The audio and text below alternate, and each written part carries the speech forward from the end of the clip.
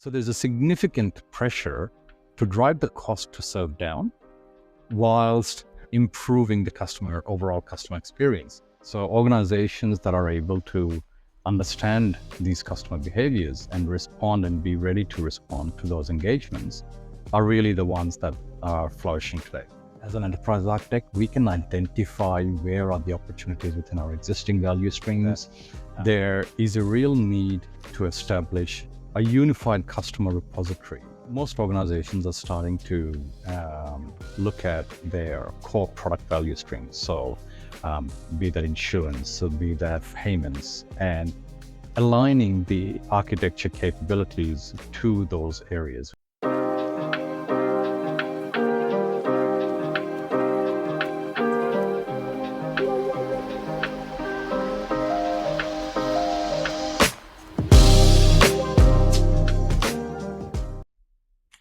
Hello and welcome to the Enterprise Tech Talk podcast. I'm your host, Saumitra Kalikar. Now, in today's digital world, the customer experience is no longer just a front-end design issue. It's an end-to-end architecture concern. Many organizations think that they're customer-centric, but the reality is that their systems, data, and overall operating models are not necessarily organized for customer centricity. So in today's episode, we will unpack what does a customer-centric enterprise architecture look like, why does it matter, and how organizations can make it real. To join the conversation today, I have with me Hareesh Karra.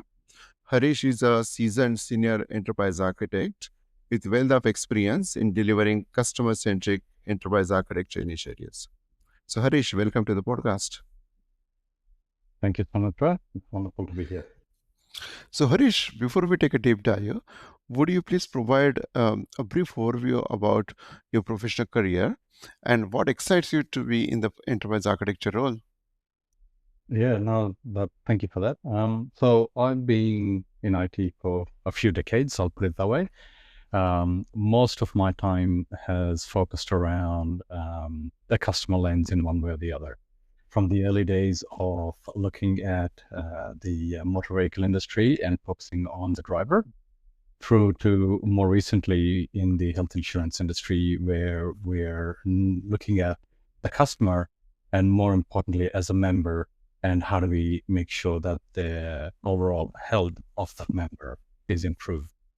One of the things that I really found quite pivotal in my thinking was looking at it from the customer lens and understanding what is the moment of truth, as we call it, that is relevant and appropriate for that customer, has made a significant change to the way we approach the problem. And it's not just about trying to use technology to solve it.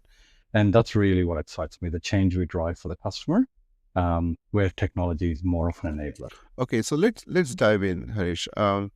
When I was doing some research for this our episode, I noted down that almost 90% of customers say that they compete for customer centricity. So that's their main competitive differentiator. And we all know that customer centricity is not a new priority for businesses. Most of the organizations have been thinking about that for a while now, right? Investing on that. But the fact remains that customer centricity still is a challenge. Become a truly customer-centric organization still is a challenge, right? So in your view, what are those big challenges organizations face to transition themselves to be fully customer-centric organizations? Yeah, thank you. Good question. So I'm seeing three key things that are driving the need for organizations to be more customer-centric. First and foremost is digital first. So customers are increasingly expecting to engage with organizations in a digital world, be that on the mobile phone or on the website. And they'll really only want to engage with the organization if they're stuck and they'll pick up the phone, or even that is quite limited. The other big shift is customers want to know that the organization they are dealing with can be trusted to look after their information and their needs. Without that, customers have no loyalty to stay with you and they will go elsewhere. And both of these have required organizations to pivot and make quite significant changes within the organization. And what this has meant is that the cost to serve a customer has increased, whilst the tolerance for the service from the customer perspective has actually reduced. So there's a significant pressure to drive the cost to serve down whilst improving the overall customer experience. And so this is why, organizations are finding it really hard to become a customer-centric because of these challenges. And that's what they need to overcome. And they will have to do that by taking a customer-first and digital-led approach. Right. And the other thing is also about customer behavior, if I say so, because we all know that customer behavior is changing. They expect more from most other organizations, and there's a pressure or push from customers now onto organizations to make their services more consumable, right? So what kind of key gaps you see based on what customers expect and what organizations are not able to deliver? There's probably two main things that customers are looking for. One is trust. The organization that we are interacting with, do I trust them and will they trust and look after me? Two is around the digital world. Everything is digital first. So as a customer, how can I engage and interact digital first? So organizations that are able to understand these customer behaviors and respond and be ready to respond to those engagements are really the ones that are flourishing today. And that tends to be the challenge for a lot of the traditional organizations also. They're not able to pivot to a digital-centric, digital-first approach because of their legacy investments. It does require a new way of thinking. Trust, how do you integrate trust into a platform? How do you respect customers' privacy, their right for how their data is used and handled? These are some of the new challenges that organizations need to lean into. And that is what's going to define the level of trust a customer has with an organization. So let's shift our focus, Hareesh, to the core topic of today, which is the customer-centric enterprise architecture. Now, traditionally, customer enterprise architecture has always been considered as a technology discipline, right? Enterprise architects are responsible for core technology standards, principles, guardrails, technical dates, so on and so forth, right? But when we talk about a customer-centric architecture, in your view, in your experience, what mind shift is required for enterprise architects to start thinking about the customer outcomes? Again, as our customers, be that business and industry, are taking more of a customer lens and customer first approach, as an enterprise architect, we need to better understand what are the capabilities that the business requires to meet that. I'll probably touch on maybe three key points there. One is, what's the service experience that we want to have for our customers? So as an enterprise architect, looking at the service capability that the organization delivers to its customers will allow us to understand the pain points and simplify the overall customer service from the organization to the customer. I think the other lens as an EA that we always need to keep in mind and taking a business focus is one around what are the customer outcomes that we want to drive for the business. Not necessarily let's drive some cost out or reduce some risk as such, but it's more around achieving and attaining our customer outcomes. And how this translates is in the form of better customer journeys, so that they have more what I call exciting conversations and engagement with us. They are, much more easily addressed, their pain points are more easily addressed as part of their engagements with us. And obviously, less complaints. The third point I find that as an EA we need to do is it's more of a technology lens, but every EA has a responsibility to leverage what assets they have today. Most organizations have a plethora of systems and solutions that deliver more than often multiple capabilities across the organization. As an architect, how do we best leverage what we have? What are those shared capabilities that we need to be thinking about to help the organization accelerate? And so this translates into services such as identity. How do we ensure the customer we're talking to, is the same, is the one customer, as I refer to it? How do we leverage the data we have, which might be spread across multiple areas within the organization? How do we ensure that payments, drive security and trust? We're not necessarily, misusing the customer's data and their financial information. So this is really where the EA comes to a head, where they're able to bring the synergies of the existing assets, identify what are those shared capabilities, and drive that customer experience differentiation. Yeah. So, Harish, I'd also like to unpack what kind of tools and techniques enterprise architects need to think of or adopt when we talk about the customer-centric enterprise architectures.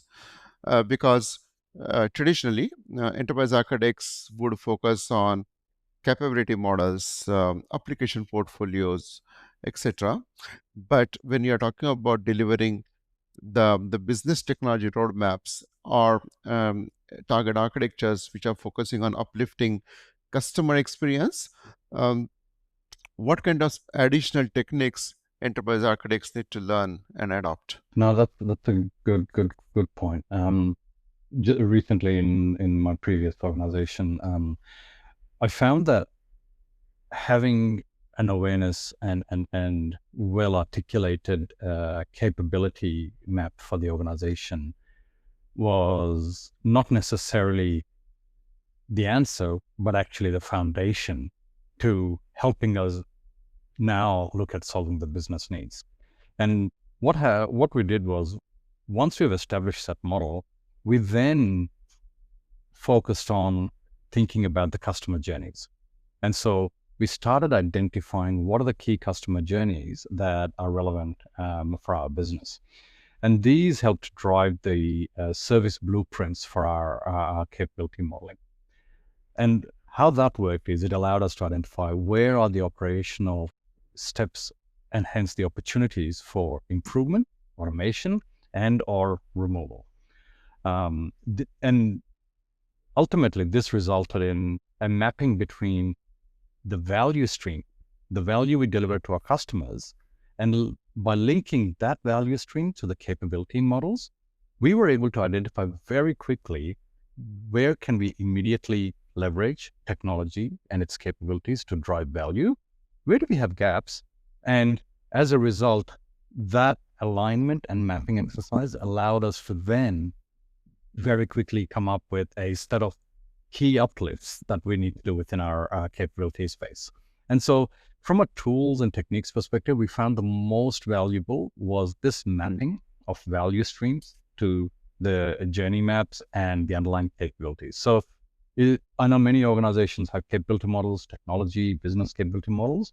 My honest guidance would be to now actually turn that into actionable intelligence by mapping your process to that to really understand where your opportunities are. Yeah.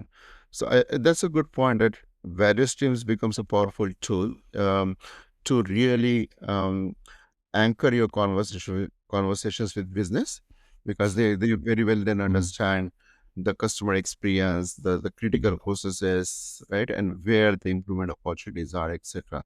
Yeah, no, look, and that's exactly what we saw. The moment we started doing this work, it was quite an eye-opener where the business started to see how the work they did was directly resulting in the customer outcomes that they wanted. And they could easily see the technology investment that was underpinning their value streams. And so the business were not in a situation of what really does that application do for us, but it's more of a case of I need that application because it absolutely underpins my claims, my core customer onboarding journey. And so that was the big differentiation that we saw. Yeah, yeah. And in your experience, does that also become a powerful tool to support or justify specific investment priorities as well? Yeah, exactly. So by identifying those opportunities matched to the value streams, we were able to then identify where do we need uplift. So those opportunities I mentioned, those are all investment opportunities. We can then prioritize those investment opportunities based on the value of the customer gen and the value stream. So it was a very easy, objective way of being able to help the business identify the opportunities and the value and effectively sequence that investment plan. Yeah, yeah. It becomes very data-driven conversation and exercise, if I imagine. Great. Let's move to the architectural patterns side of it, right? When we talk about establishing more customer-centric enterprise architecture, yes, there are components about core systems, etc. But there are certain patterns that you would think of when it comes to how you actually bring the data together, because a good customer experience you cannot deliver unless you have very good governance around the data, right? The other aspect to good customer experience, in my view, is how you make sure you have consistency in channel experience, right? The whole omnichannel thing. So, in your view, how architects should think of those kind of patterns, architecture patterns, um, to support that whole full customer experience story? Yeah. I think one of the big things we saw over the last 5 to 7 years is the shift towards a customer data layer. Hmm. What that was one of the biggest patterns that we saw compared to your traditional, distributed architectures and all the previous patterns. Traditionally, we would look at customer data as some kind of data warehousing kind of problem. We need to bring all the customer records together in one place, aggregate it, and we now have this view. The digital first approach and the more recent advancements have meant that there is a real need to establish a unified customer repository that supports transactional behaviors. So our core operational platforms in a more near real-time manner in the moment to support those engagements rather than your traditional data warehouse model. And so this has started to create and effectively morph into the data warehouse into a more operational data layer, which traditionally is now called a customer data platform or a customer data layer. What this represents is effectively a unification of the customer data. I want to be careful that it is quite hard to get to the one customer view. I mean, that is a bit of a utopian sense. We'd all like to know exactly who it is that we're talking to at any point in time. This customer data layer helps bring together all the different signals, the small piece of information about who we think someone is based on, digital signatures, cookies, and so on, login detail, and all of that to help build that unification. And so what we're finding is that for us to be able to serve our customers, and we go back to our, an experience-led approach, how do we influence the customer journey? A customer data layer that supports the transactional, the in-moment operational behaviors and engagements the customer's having has become really critical. So as a technology pattern, allowing and creating that layer has been one of the biggest game changers. Now, that doesn't take away some of the other aspects around, we still continue to have a composable architecture requirements, and that just continues to mature. There's an API-led approach to ensure that all of the services that we have with our core platforms, our information repositories, including things like our customer data, have services-based approach, and we are able to compose and build those microservices. So those still, continue to evolve. But the biggest pattern difference I saw was this creation of this customer data layer to help drive that digital engagement. Yeah. Yes, that's true. So and that becomes a core platform, I would imagine, for driving the overall personalization strategy as well. And you mentioned our omni the microservices, the APIs, etc. As you standardize those, that drives the omni-channel experience as well, isn't it? Yeah, no, that's absolutely one of the key prerequisites for organizations to think about an omnichannel experience. Yeah, yeah. Okay. The let's talk about the governance aspects of architecture to make it to ensure we deliver much more customer-centric outcomes, right? Traditional governance architectures, when you think of those, are heavily focused on standards, guardrails, etc., which are important, absolutely, right? Yeah, at the end of the day, you want to mitigate the risk of any technology change, right? But when you start thinking about customer-centric outcomes, what are the additional factors come to your mind that architecture governance should take into consideration? I think the other shift that we've seen over the last 10, 15 years is in the architecture space is moving from a centralized model into a more of a distributed or federated model. And more recently, that is also further evolving into a product aligned architecture model.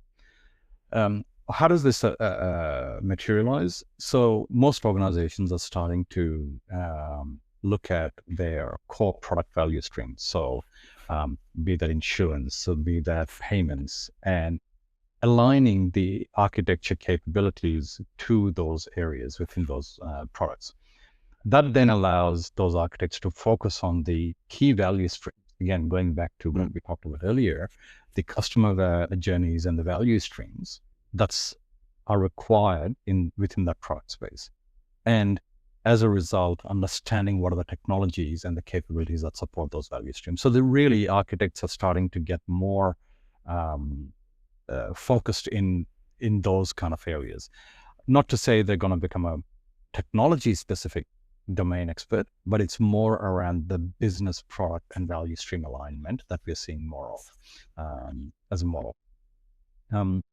Look, and the other change is the architectural role continues to evolve. As part of this customer centricity is we traditionally have been advisors. We are starting to see that architecture is now part of the decision-making group. And where that materializes is in terms of helping understand the trade-offs. One of the big challenges any organization or any product development will go through is understanding the risks and the trade-offs that they need to make in order to go to market within a certain period. And so the architect really comes into a head where they're able to balance the business needs with the technology requirements and the challenges and the duration and the complexity to guide that decision as a collective. So I think that's one of the other big things that I've seen around where from a governance perspective, the architects are working with the business hand in glove to then make those pragmatic decisions for the product roadmap. Yeah. And so it also means that architects need to, in my view, architects need to be more aware of the first thing is key customer experience measures that organization is tracking and how certain technology changes will actually deliver to those measures as well, right? Yeah, no, absolutely. Yes. Okay, so let's discuss a little bit about the future, the emerging technology trends, right? We all know that AI is becoming big. In particular, agentic AI is going to offer new ways of working and potentially new channels for customers as well, right? So, in that context, what do you think? How enterprise architects should approach accommodating these new technology trends within their organizations and providing adequate guidance to the business as to how investment should be done to deliver new customer experiences around AI? Yeah, look, AI is definitely the buzzword. So totally understand your question and why our audience would be keen to understand where it fits. Um, from a customer experience perspective, again, some of my recent work, I was lucky enough to take on that challenge to understand how can we introduce, inject, and leverage AI within the organization. Where we saw that was in a couple of points. One was a mind shift around AI is not some new additional add-on capability that's going to solve a new problem. In fact, we see AI as part and parcel of the existing capabilities, just an acceleration or a maturity level increment. There is an overarching view that people are now starting to treat AI as another channel, and the thought process around that is how do we use that to increasingly deliver service using AI agents and an assistant, and this is where that agentic AI really comes to a head.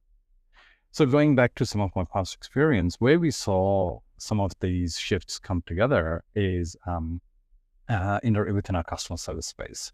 So be that the frontline agents in a retail or on a call center scenario, we saw that the biggest impact and improvement AI could deliver for an organization quickly is within those areas of customer service. Not only is it around taking low value work out of the equation, but also about helping our agents, our frontline staff, better support our members and have richer conversations. And for us, our agents to do that, that means we equip them with the right information. So this is where AI was the second layer, providing that support and guidance to our frontline staff at each step of the journey. So I think AI is definitely going to make a significant impact there.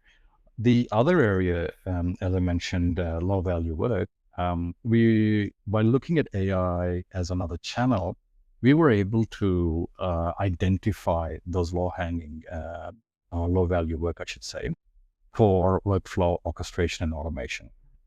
And that allowed us to actually remove work from frontline, from our digital, and actually have it dealt with through the AI agents and the automation accordingly. So this is some of the ways in which, as an enterprise architect, we can identify where are the opportunities within our existing value streams, how to remove work for our members, for our frontline staff and improve the productivity whilst delivering greater customer experience using AI. So those are some of the key things that we found from an AI perspective. Yeah. And we touched a little bit on how we should be measuring the customer experience, but as organization starts moving towards a customer-centric enterprise architecture, what are the key metrics or KPIs enterprise architects should be mindful of while making the conversation or providing a very clear roadmaps around customer-centric architectures? Yeah, no, that's a good one. And again, I'll anchor back to, the value streams conversation and the customer journeys. So one of the key challenges we faced was traditionally, yes, customer NPS was the one we all tracked to. Increasingly, that is no longer enough because that is quite a macro representation that it didn't do justice to the level of change and the improvement we wanted to track and improve on. So over time, some of the other metrics that we've started looking at, and again, aligned to our customer outcomes, broadly resolve around the effort, resolution, and trust. And what I mean by that is how much time does a customer spend completing a transaction like an address change and so on? How easy did we make it? So if they spent 30 seconds, that must be pretty good. If they spent 5 minutes changing an address, something's wrong in that. So something really tangible like how much effort a customer has spent completing a transaction. From an agent perspective, from a frontline agent perspective, we have looked at what we call first contact resolution. Traditionally it was very much around how quickly did you resolve the customer, to more of, did we resolve the customer in the first event?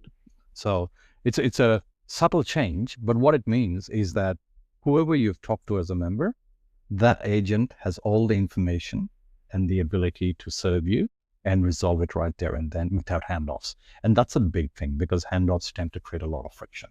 So first, contact resolution is one of the other metrics that we've talked about.